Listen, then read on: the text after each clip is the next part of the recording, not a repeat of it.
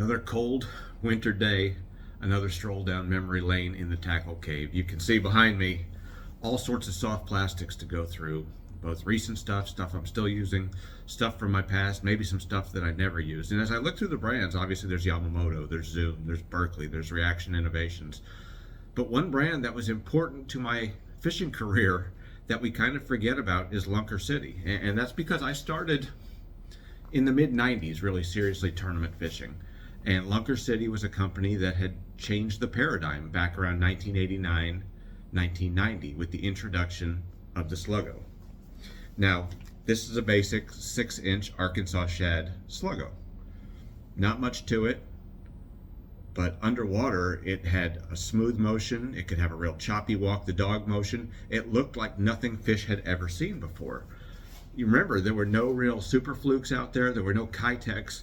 It was one of a kind at that point. And my friend Terry Baxay, his first year on the Bassmaster Tour, he made bank and made the classic mostly by fishing a Sluggo.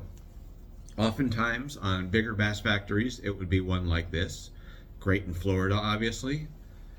But he also had some other secrets, like this little 3-inch bubblegum Sluggo, which I remember reading about in Bassmaster, that he would throw on a split shot rig and he would just whack on the smallmouths with it. And Terry was one of the first pros that I met, so he was really influential in my fishing career. Someone who I still keep in touch with. We went to Mexico a few years ago. I don't remember if we threw a Sluggo or not while we were down there. But Lunker City is a company that's had a number of introductions since then, some of them very successful. The Sluggo is still super popular in the striper world, just not as much in the largemouth world, at least not in the Northeast. They came out with the Osmo, which was a creature bait that morphed. You could take different parts off it and make it look different ways. All sorts of other craws and forward-facing sonar baits. They're still in business, run by a guy named Herb Reed, who was the founder of the company.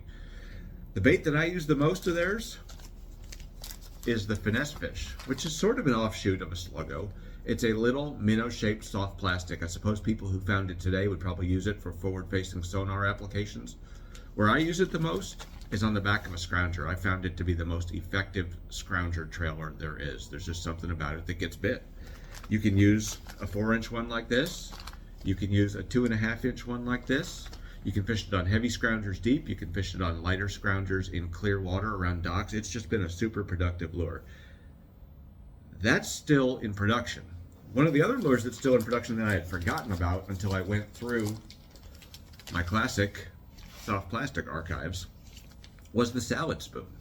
And this came out, I want to say late 90s or early 2000s, at a time when there was a Bobby Barrack snag-proof frog, but the Bro frog didn't exist. There was the Bose sumo frog that guys like Rojas were fishing. But as the grass got really good on the Potomac in the early 2000s, we needed something to go over it. And this salad spoon, rigged usually on an EWG hook, was the ticket. It produced some amazing strikes. Problem was, for me at least, the hookup percentage was never really good. We had braid back then. We had heavy flipping sticks or frog rods. Maybe I just didn't dial it in, but I never seemed to hook a high percentage of my fish. I could locate a fair number with them.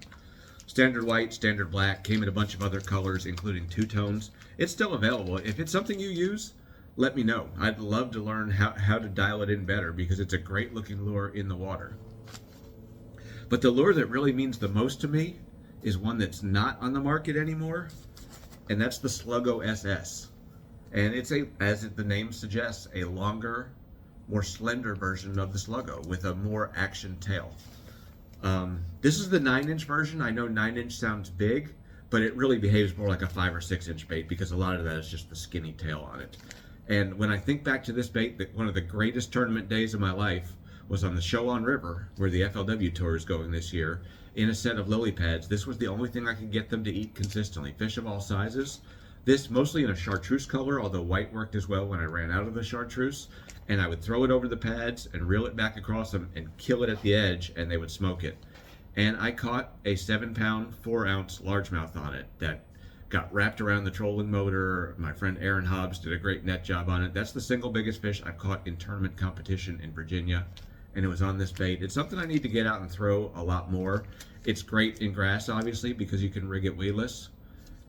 But you can use it in open water. You can skip it way back under docks. You can fish it in trees. You can fish it in open water, certainly. It just has a very natural shape, a very natural appeal.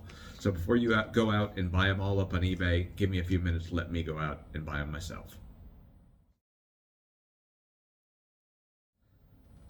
As I reminisced about the salad spoon, I thought of one other lure I have, and I bought this one at the Bass Pro Shops in Gurnee, Illinois, which is obviously toothy critter country as well as bass country. And this is called the Sloppy Junior, Sloppee, a topwater weedless lure. And not surprisingly, it looks a lot like that salad spoon. Instead of one big curly tail, it has two. It's made of a different sort of silicone material, but most importantly, it has a big EWG hook sticking out the back of it. This was something I bought to remedy my salad spoon problems, and then by the time that I got it and really thought about using it, I had things like the ribbit or the horny toad or certainly the spro frog that took its place. But this is something that back in the day I might have thought was a little bit too big for bass. Now I think it's clearly within what a bass would eat, directly in that big fish wheelhouse. I'm going to get out and try it this year on the Potomac. I'll report back.